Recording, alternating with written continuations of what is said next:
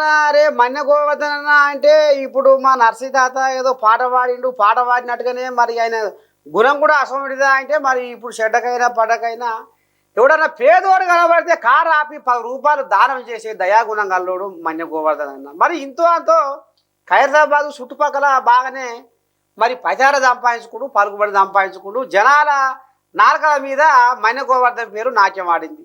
మరి బీఆర్ఎస్ పార్టీలో కూడా మరి అంత మంచి దోస్తానం చేసి ఇదైనాక మరి అంత పగడబందిగా దానం నాగేందర్నే ఎందుకు ఇరికేయవలసి వచ్చింది, ఎందుకు మీదంగా పోటీ రావాల్సి వచ్చింది అనేది జనాలకు ఏర్పడని ముచ్చట. లేదు అట్లాంటి లేదు. కేసీఆర్ గారు నాకు 2014లో టికెట్ ఇవ్వడం జరిగింది. ఖైరతాబాద్ కాన్స్టిట్యున్సీగా పోటీ చేయడం, ఖైరతాబాద్ కాన్స్టిట్యున్సీలో పోటీ చేయడం జరిగింది. కానీ అక్కడున్న పరిస్థితుల్లో హైదరాబాద్లో పార్టీ పరిస్థితి అంత పెద్ద లేకుండే ఇక్కడ సీమాంధ్రలో కొంత తెలంగాణ రాష్ట్రంలో కొంత తెలంగాణ రాష్ట్రం వచ్చింది. మరి బీఆర్ఎస్ పార్టీ అప్పుడున్న టీఆర్ఎస్ పార్టీ అధికారంలోకి వస్తే ఇబ్బంది జరుగుతుందని చెప్పి చాలా వరకు సిటీలో ఒక పద్మరావు గౌడ్ తప్ప ఎవరు గెలవలేదు. అన్ని సీట్లు కూడా కాంగ్రెస్ పార్టీ లేదా టీడీపీ పార్టీ కొన్ని గెలవడం జరిగింది. సో ఆ విషయంలో నాకు కొంత ఇబ్బంది జరిగిన మాట వస్తే ఆ రోజు గెలిస్తే నేను కంటిన్యూ ఎమ్మెల్యే ఉన్నవాడిని. 2018కి వచ్చే వరకు దానం నాగేంద్ర గారు సీనియర్ నాయకుడు అని చెప్పేసి ఆయన కాళ్ళేలు పట్టుకొని మన పార్టీలోకి రావడం జరిగింది.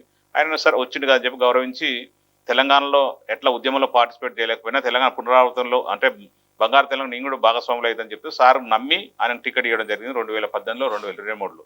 సో ఆయన తర్వాత వెళ్ళిపోయిండు జరిగింది. కానీ నేను తెలంగాణ రాష్ట్రం ఉద్యమంలో సమయం నుంచి మొన్న 2010లో నాకు ఇక్కడ ఖైరతాబాద్ కాన్స్టిట్యున్సీ ఇన్ఛార్జ్ చేయడం జరిగింది. అక్కడి నుంచి ఇప్పటివరకు దాదాపు 22 సంవత్సరాల నుంచి కంటిన్యూ తెలంగాణ ప్రజలు అంటే మా ఖైరతాబాద్ కాన్స్టిట్యున్సీ ప్రజలతో మమేకమైన ప్రతి కార్యక్రమానికి అది మంచి కానీ చెడు కానీ అన్ని కార్యక్రమాలు కట్టేస్తున్నాం. ముఖ్యంగా పార్టీ ఇచ్చిన కార్యక్రమం